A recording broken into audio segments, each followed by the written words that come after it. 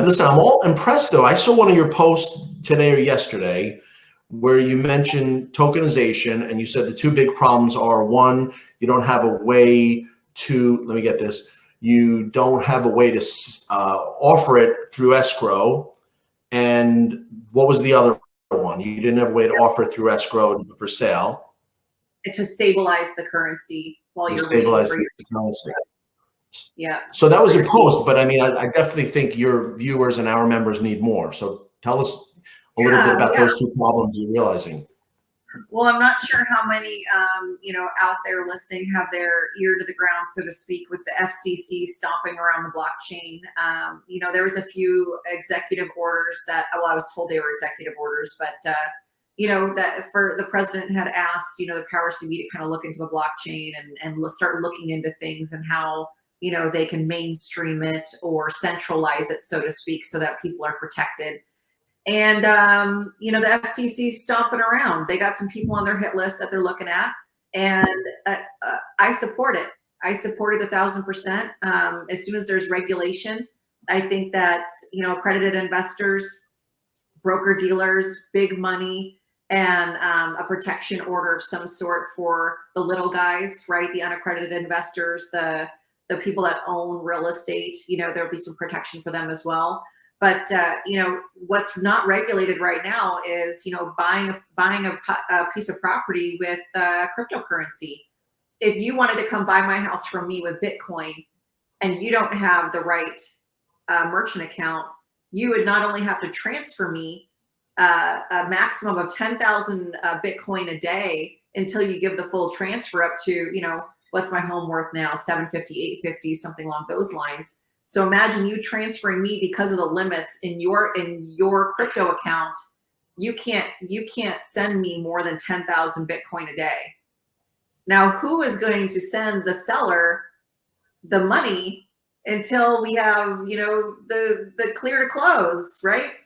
Escrow did a title search to make sure there's no liens on the property. We make sure the property is what it is. We exchange funds through escrow, but right now to buy property through cryptocurrency, unless you're going to transfer 10,000 Bitcoin a day to Fidelity Title, and they have a crypto account that can accept that, they still can't stabilize the value of that currency. And with how volatile cryptocurrencies can become, depending on who's dumping and who's buying, you could start off in the month with your Bitcoin being worth 850,000, and you're well on your way to buying my house, and by the time you purchase it, you only have 500,000 of Bitcoin, and it's a huge problem, and it's not being regulated, and there's really no clean way or easy way of doing that.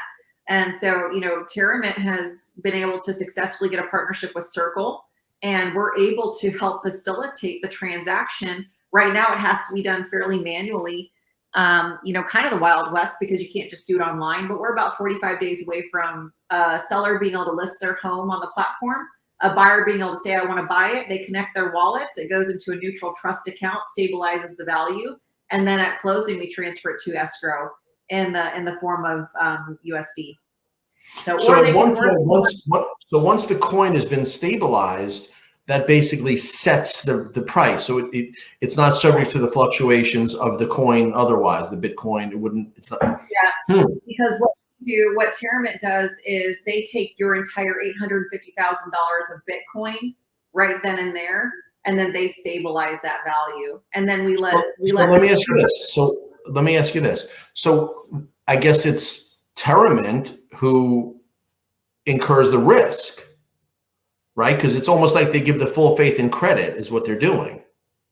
Well, all we're doing is facilitating a safe place for a trust account and stabilizing a currency. You still have to rely on your lawyers and a title company to make sure that what we need that sheet from closing saying how much debt is going to be paid off. We need to know how much American money to be paid through the escrow account and how much just goes to the seller. No, that's of course, that's Aleta, that's the easy part. That's just the formal approach. I'm saying because of the volatility of the cryptocurrency market and Bitcoin and those others, you plus the impractical approach you're describing to buying it buying a property, to stabilize the coin means if it's today worth $850,000, that could be relied on at closing. I don't know how long that would last, but if it's within the appropriate margin time. So my question is, if somebody basically, fixes a value on that amount, what if there's volatility? What if could someone be, really selling it short, but the stock is at the coin value is at this stabilized amount? You get what I'm saying? Who incurs that risk? Right. Well, the biggest issue there is that when a seller wants to be paid in Bitcoin, we really need to do a quick close, or they need to be paid in a stable coin like USDC or the DAI, because then the seller would take the risk. Because the buyer is saying, I'm buying this house at this, I've locked it in, I've shown my value, I've transferred 850,000 Bitcoin. And now if there's issues within escrow or title, that's on the seller. If the seller wants Bitcoin, we've already guaranteed and assured that the buyer gave us this much money and we've locked it in. And so when we transfer it into their Bitcoin account and the values are fluctuating, that's the nature of the beast. So if a seller really wants to have a stabilized currency, they would need to get paid in a stabilized form of cryptocurrency. But what we found is that most sellers, they just want to get paid. They don't necessarily want Bitcoin, but they haven't been able to find a resource that can transfer the Bitcoin into a stable coin in a clean and easy, trustworthy way. So they say, yeah, transfer me your Bitcoin. But at the end of the day, do they really want it in Bitcoin? Not usually. Not usually. Well, I'm not imagining they have a preference for Bitcoin, but it's an acceptability issue. Yeah, but with our platform being able to transfer it out of Bitcoin without all the hefty fees, a lot of people don't realize that when you take Bitcoin and you're transferring it into a stable coin and then transferring it to somebody else's account, there's double taxation going on. And so if you can bypass fiat and stabilize the currency and get it into the neutral trust accounts, you're not suffering those double taxations on both sides. You have normal taxation. Right. And so it's not, and we can do it with Ethereum, and we can do it with a lot of the other coins and stuff as well. That's interesting. You are so expert in these matters, and there's I don't know if you're noticing. I think I'm showing you that from my observation, there seems to be almost like a crash course. 2022 became the year of crypto and real estate. I mean, everywhere I look, I have colleagues, I have people, and some smart people are definitely behind the curve. So this is a really great opportunity for you to provide that insight and some kind of keen awareness and perspective to agents that this is coming, it's here. We haven't even gotten to the tokenization, your strength, as tokenization could be, I guess, the answer to this type of problem, correct? Yes, absolutely. And I mean, some of the ways just to keep yourself out of hot water, is not to. Everybody at some point in time in their life, they want to do something to avoid taxes. They want to do something to avoid paying somebody. They want to do something to make more by paying less. Mm-hmm. And a lot of people out there look at cryptocurrency as that platform. And they run into a huge problem when they try to cash out. And so now they have, okay, well, what can I buy with Bitcoin? Somebody has to show where that money originated and where that money left the funnel. It's all come down the funnel. So for real estate agents to stay, neutral and protect their buyers and protect their sellers, just understand that I'm not out here advocating for a way for people to avoid paying taxes. We have 1031 exchanges. We have investment practices. We have businesses that, buy and sell LLCs that already have the ability to defer taxes in place. If somebody wants to buy a residence with their Bitcoin and the seller will accept a stable coin or Bitcoin or US dollars in cash, they have to report that that property was sold. We have to go through a title exchange. We have to go through all of our normal 10 and 2 things. And if I'm ever asked to help somebody facilitate, the buy and sell of real estate with the exchange of a cryptocurrency, and they want to avoid taxes, I don't even entertain it. Everybody pays taxes. Everybody is going to be a part of it. And I'm not going to be a part of a platform that's going to show people the way to defer taxes one more time. That's not centralized. That's not supported by our government. They're just going to have to continue to hide it. And to me, it's just, you're going down a tunnel that you don't want to go down. But I wouldn't want to be the real estate agent attached to it. With the FCC poking around, opening up, the closet of every company and going through the filing cabinets and everything else, just know that they're trying to find the people that are either selling fake information or they're giving people an outlet to, hide money, hide fraudulent money. They need, if they go through our system at Terramint, they're going through the know your customer anti-money laundering.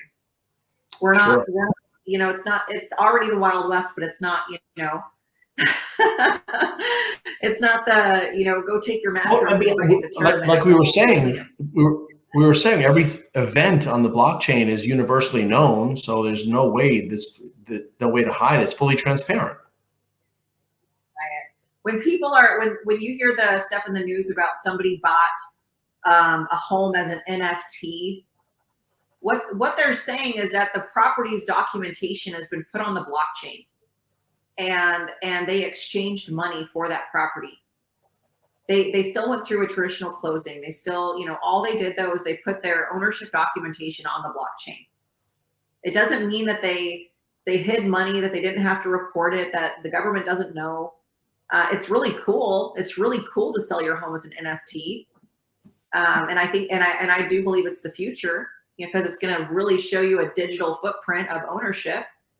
But we also don't have government regulation on keeping your privacy on the blockchain. So do you really want your ownership information as an NFT on the blockchain? Buyers need to understand what they're buying.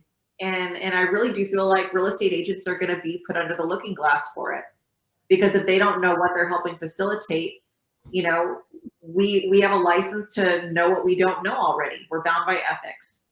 Yeah. Mm-hmm. So, I would highly recommend anybody that's wanting to help, facilitate it, stay away from anybody that's trying to hide something.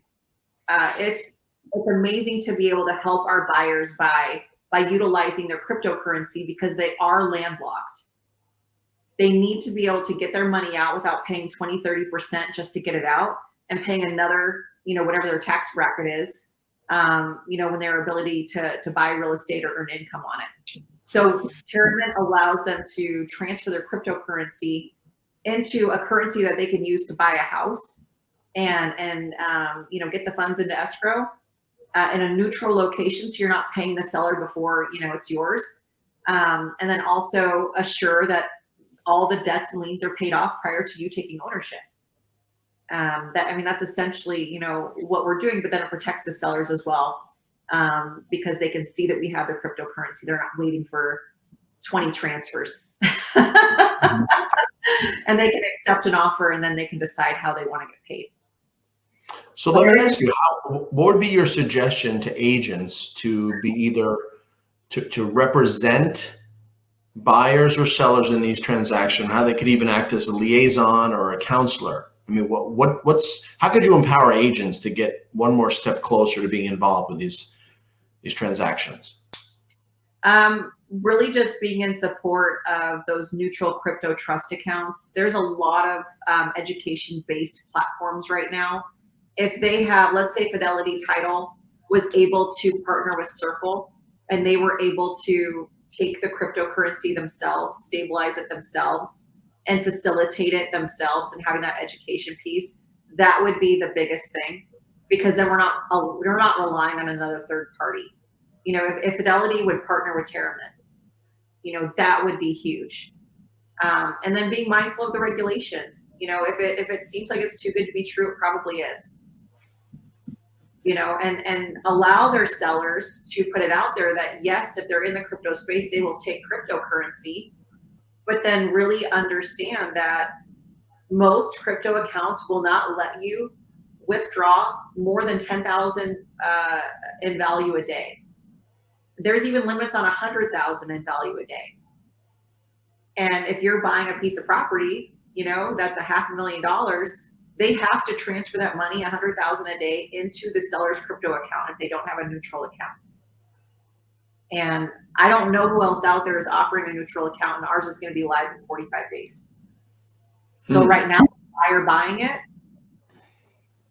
I don't know how they're actually going to do it or doing it. They're probably just, going through an attorney and trying to predict what the value is going to be in a month. And so they're taking a really dangerous approach because it's so early on. This is kind of the risk of an early adopter. Is that right? Yeah, it is. It is. I wouldn't so much shy away from it, but just know what you don't know. Well, this is like a lot of things. The first incarnation, and I think we'll be laughing at this amateurish approach in the near future. Yeah, I think so too. And buyers agents can still get proof of funds. They can still ask for proof of funds in their Coinbase account. Oh, you want to buy this property for $750,000 in Bitcoin? Okay. They can even encourage them, hey, we need you to transfer that to USDC to stabilize the amount of money that you have. And it's going to cost the buyer a lot of money to do that, but they can encourage that. I think there's going to have to be a breakthrough because it seems like this is artificial crypto. If it's crypto that's going to be known about and backed, how is it really crypto? And that's probably not a great question, but it seems to me that tokenization is the answer because it solves so many of the problems of creating. It's an inherent escrow account, should I say. Exactly. And once the FCC establishes a base for where they want to go with it, our broker dealers are ready. Our sellers of tokens are ready. Our homeowners are ready. Our accredited investors are ready. They are ready. There's a lot of standstill right now in the tokenization realm. And I mean, Solid Block's on the FCC's list too for looking into what they're doing and if they're doing it properly. And we want the FCC to finally come out with some sort of guidelines and regulation on what they want us to do to at least say, yep, you're doing it right, or no, you're not. Because then we can guide people in, okay, we're ready. Or no, it's just going to take more time. But anybody in this space, whether it's tokenization or crypto as an investor, know that if you're a buyer of cryptocurrencies, you need to really research how you're going to get your money out without paying 20% to fiat and 30% to the government. And really, are you making money?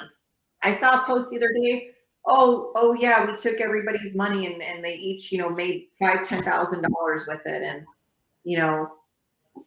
come invest with us. I think it was, I don't want to say Trade Station because they're really good, but it was some sort of off-market company. And I'm going, and they very well could have, and the buyers could be very, very happy about it.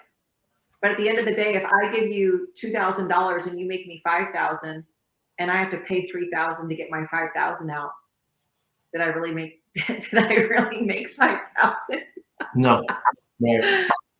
And so, that's the biggest problem. And there's a lot of huge, well-seasoned crypto accounts that need a good option to get their money out.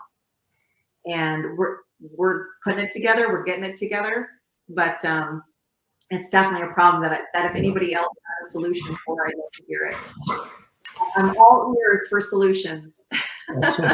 Well, Aleta, I regard you as a double threat where you have this opportunity to give so much training and awareness to the real estate practitioners, whether they're lenders or title companies or realtors, of course, and you, with regard to the ISAs and the tokenization and any information regarding the blockchain, and of course, Terramit of your own, but you're also the person who can give other agents the understanding of why being the local famous professional real estate resource is so important, where this is, I thought that the most important way that any professional in their community can be seen of value is simply to be offering others a chance to benefit. I remember the old expression was, if you want to be interesting, you have to be interested. So I've seen success for the people who really are looking out for how others are doing, even that it's surprising how little of an effort can mean so much. To be interesting and people are drawn to you, it can't be about you. And I've seen some big personalities where you don't realize that behind the scenes, they really take interest in a lot of words. It's an easy equation. The guy that looks all big and fancy has really, really done the push-ups by caring about what others do. And I put this to PlugIntro. I said, we're already on Facebook. We already are independent contractors. If you're not giving away digital positions to others in your area, how can you possibly expect to gain? And really, this is a race. You can promote yourself and not care about others. You can do the social media, look at me posts, the vanity posts, I call them. I made that term. Or you can host something instead of just joining something, offer others so much of a limitless opportunity and altruistically benefit others. It's really something. So what I want to do with you, I mean, the third thing is what we're doing is PlugIntro Reynolds, where you'll give your locals a chance to promote themselves, have our monthly meetings, give a chance to people to learn. But also, I want to take your show on the road, so to speak, and allow realtors to get better, do better. Let's improve upon the 10% of those that work with ISAs, because it's simply crazy to not. I mean, leveraging your time, like you said, is all you have. And also, we're in this space where, I mean, just this week, I've been part of a crypto, unfortunately, 101. How is crypto tokenization and any kind of purchasing not part of continuing education at this point? Yep, and it should be. It should be that to give a trusted source, a trusted roadmap on how to do things, to encourage the real estate agent to don't go to the home inspection, but sit down with your buyer when you get the report. Show them what it means, understand what that report means, and help your buyer make a decision on a line itemized list. Put your time there. You know, what are these trusted resources that, you know, continuing education can do based on how we spend our time? You know, what resources are out there to help us leverage our time to work smarter instead of just harder and gas out? Real estate agents are maxed out at their stress threshold 99% of the time. And because of our personalities, because of our disc personalities, we can never quit. We can never admit that we're tired. We can never admit that, you know, we're maxed to the gills, because we always have a little bit more gas in the tank. I don't know where we get it, but we always do. And you know, it's an amazing, powerful, empowering thing. But that also leaves us strapped for gathering information. Think of a different way to do it. Don't just read one article.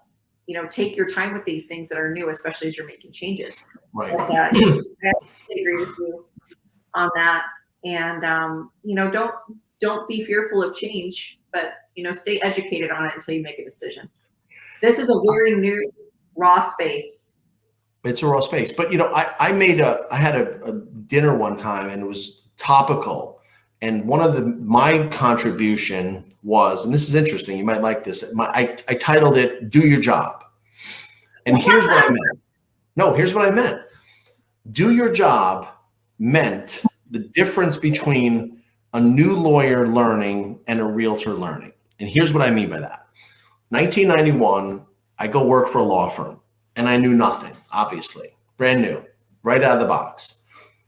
And I would sit at a desk like this, and they would put files around me like a fortress of solitude. And the minute you got down, they put more up. So they basically were paying you to learn, right? So I didn't have to go get the client and deal with the whole problem and then learn from that. So I was hit with every subject. The bosses wanted to play golf. They gave it to 4 or 5 guys like me, 25 years old. The joke was, we can't see each other because there was walls of cases with all the crummy parts of looking at documents and marking them up, and I mean, slavishly. But I will tell you, you learned and learned and learned and learned because you didn't have to go get business. Compare that to realtors. If you never dealt with a house with an underground storage tank, you're never going to learn about underground storage tank. So your learning is so disparate and so markedly different. Someone could be dealing with asbestos. So I don't care who you are. You didn't deal with all the issues as a real estate agent because you can't. You'd have to go out and get the client, and that client would unfortunately have to have the problem, and then you would address it. So what have you never dealt with, a leaky foundation? I mean, not everyone deals. It was such a different way of learning because one, you got paid, and one, you did not. And I always thought that agents should come in, and Redfin tried doing this, I think still does this. Here's the work. We got the work as a company. The law firm of Dewey, Cheatham, and Howe got the job, and now it's your job to finish up before 10 o'clock at night. That's the difference. And we need, that's why realtors are striving for education, because we may not have gained that in our business. Yep, So, absolutely. Well, we're going to go. We did another fantastic job. We're going to spread this. I need you, because I don't know all the realtors you do, and I'll send this to tons and tons of realtors. They should know what you offer besides your services and your counseling and your tokenization foundation for all education. Okay. Yeah, okay. Absolutely. Stay close, and you and I always talk, so let's look forward to the next time. Let's get more agents or wherever we have. Thank you. You take care.